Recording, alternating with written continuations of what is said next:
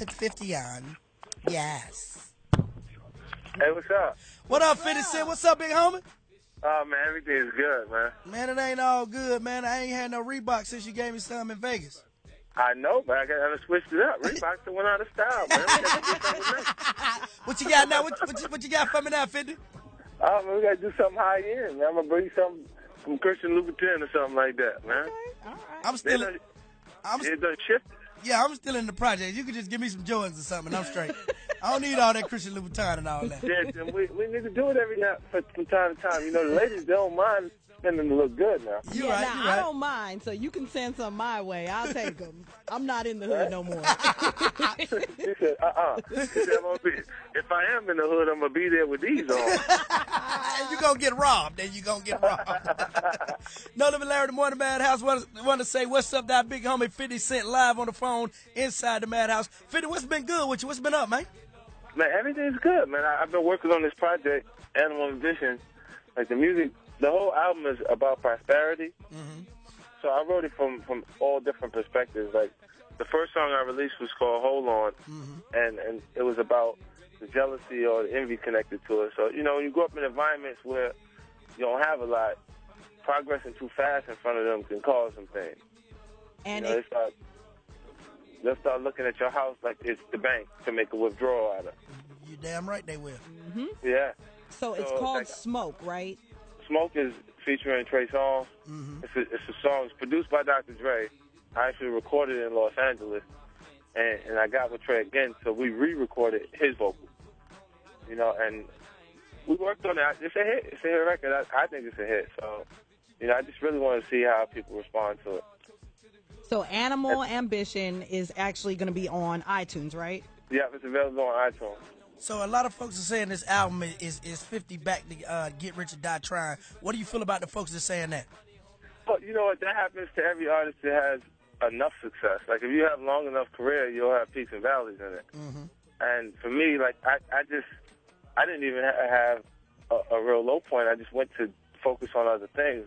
Like, I went into film production. I produced 10 films. Mm-hmm. I raised $200 million. I broke it into 10 pictures. I sold domestic rights to Lionsgate, and then sold all the international territories on those projects separately. And then I have 4 television shows right now. And then I have a book that I put out called Playground. That it was a bullying book, and I ended up turning it into an animated television show. I met with Brian Grazer over at Imagine, and we walked it in, so they'll get a chance to see that on Fox. Well, we know that you are very, very well versed in business without having gone to business school. Talk about the reason behind your split with Interscope, because I know it was a business decision. Yeah, absolutely. Like, Interscope, it turned into Beats Records. There's not a music video that came out over the last 2 years that hadn't had product placement in it with Beats headsets in it. And I decided to invest in SMS Audio. So, well, my actual company, like, the only marching orders, like, that was received during the period that we were shooting a music video for My Life, it was me, Eminem, and Adam Levine, was that I didn't actually put my headsets in the video. There's a point that they blurred out my actual hat. Like, if you look at the music video, it's blurred out. Because I actually was the only artist in the actual building in the green. Like, I didn't owe them anything. I sold so many records that on the first 2 albums that I was always recouped the entire time. So 50, Benzino shot this weekend. Have you spoken to him or spoken to any of his people? Well, I heard about it. Yeah. I haven't actually, talked to him. Like, I guess, well, I'm glad he's all right. Yeah. You know what I'm saying? I don't wish that on nobody. Yeah, that's crazy. We know that you are no holds bar on anything that you feel some type of way about. You put up the pictures of Diddy and Rick Ross. You took them down. What's going on with that? I say beef loosely because I don't know that y'all are beefing, but that, issue. You know, it's interesting because, like I told Puffy called me when he was doing the Angels song on Last Train to Paris. And I told him, I was like, you got to take that part out where you actually come through the tunnel and you sing it. Like, and I said, there's one thing you can say, don't worry about it. If I write rhymes, I write checks. But when you actually start singing, you just got rid of Milli Vanilli for that. Wow. Like, this is when it starts to reach the gray area. You know what I'm saying? Like, and I'm like, but I told him, I go, And every time, like I'll look, and if I see something that looks so weird, I'll ask. You know what I mean? Like I asked Snoop. I put the picture up when I saw a picture of Snoop.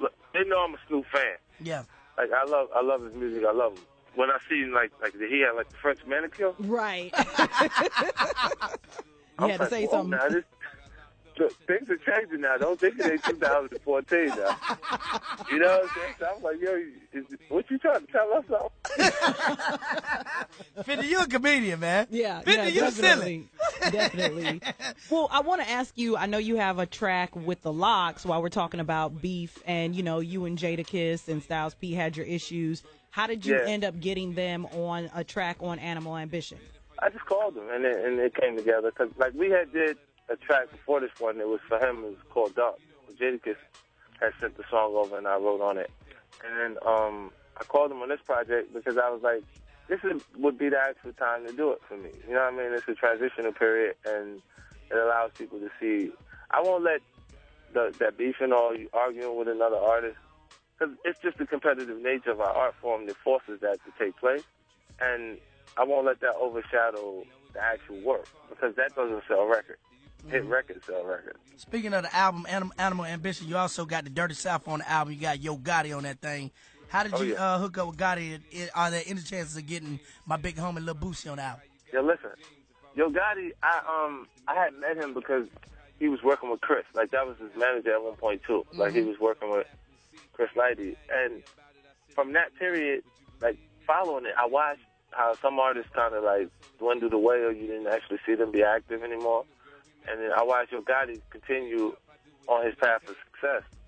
So I felt like he's next. You know what I'm saying? Like, he's going to be that guy that, not that he hasn't taken off yet, but I feel like what he has in front of him is going to be a lot greater. You know, so just to be a part of it in the early stages, because it's still very early for him. Like, he done accomplished a lot, but there's a lot more you'll see in the future. Well, talking about artists, you know, that you feel like are the next, and you were talking about hip-hop, and it's not the same, and the competitive nature, who do you see as next to kind of lead the way in hip-hop and take it to the next level? But look, you know what? It changes so rapidly now because there's no artist development. Like, now you'll see a guy have a big hit record, and then like where Trinidad James at. Right. You know what I'm saying? Like, you don't see him anymore. Like, these guys, like, and they be gold all in my grill, and then you don't disappear. And then so you'll see a lot of one hits come out of it because the artists haven't been groomed. Well, that like, that might be your next, you know, venture. We know you always getting into business. That might be an area for 50 Cent to step into and do some of that grooming. He was doing that on one of his television shows. Yeah, artist development. Like, look, what I'll do is I'll be focusing on music this year. Like, it's it for me. Like, I gotta kind of get back in pocket with everything I've been doing in the past, because I'll leave to go do everything else and calculate it, like, in the right timing, because I feel like that no matter what I enter at that point, like, my entry won't be received properly because they are into something else at the moment, or it's just like, why force it when you can actually just go do other things that are entertaining for me? Like, every time I relax, I go to media. So there's some sort of music, television, or film involved in my vacation if I'm just going on vacation for a couple of days. So my interest in film and television have came based on that, because sometimes I watch things and I'll be like, yeah, I could have played that part. You know what I'm saying? And then it's like, and it was a cool project, and then I figure out how to do it. Like, I don't want to quit my day job to figure out whether I like working on a night shift. Right. You know what I'm saying? Right. Like, so I had to go the financial route so I can tell when I know the start date is when it starts. Hollywood is one of those, it's really hurry up and wait. Hurry up, get prepared, hurry up, become seasoned. Comfortable with acting and carrying whatever kind of dialogue they're going to give you. Now wait for something to happen. Right. Yeah. Ladies and gentlemen, 50 Cent live inside the Madhouse via telephone. Album in stores, Animal Ambition, actually on iTunes, has a brand new single out. 50, we can't wait till you come back to Charlotte, man. Come back to the Carolinas and kick it with us live in the studio. It's always a pleasure. Face-to-face. We got to get face-to-face. Yeah, when you going to hit the road and do that? I'm definitely going to do it. Right now, I just traveled to Atlanta. So I'm running in Atlanta, and then I'm going to come on down that way. Okay, that's what it is. And I have to say this to you, 50. I admire you not only as an artist, but just the fact that you have such a wonderful business mind and business mentality. I mean, you came, I remember meeting you in Tallahassee, Florida, before you dropped any major records, and you were so humble. And to see now where you've come, that had to have been in like 2099, somewhere in that area. And just how far you've come in the last 15 years is amazing. I'm a work in progress. I still don't feel like I'm already as good as I'm going to be. You still with the money team? We still got 6 Maybachs outside, or what's up with that? No, I done quieted it down. People, look, let me tell you, that stuff works. It works for Floyd and Floyd only, because people like Muhammad Ali was the people's champ. Right, no doubt. Because he shared the same values and the same beliefs as the audience. They really formed. People watch Floyd not to miss the opportunity to see him lose and become a fan of his when he wins, when he gets away. Right. You see what I'm saying? But they watch it like we was in the middle of a recession, saying we got all the money in the world and we really don't care. Right. So it's tough to like it. You just watch it because you go, it's like, look at this. I mean, we already know what the actual lifestyle of a fighter is, so it's like, it's absolutely no difference. It's a comfortable flight, but the plane has no wheels. Wow. That's pretty deep. You're a wise man, boy. Been out here writing books. You know what I mean? Dropping gems. He's on the rap scene. And right now we're about to go into his brand new single featuring Trey Songz. It's called Smoke right here on Charlotte's #1. It's Power 98.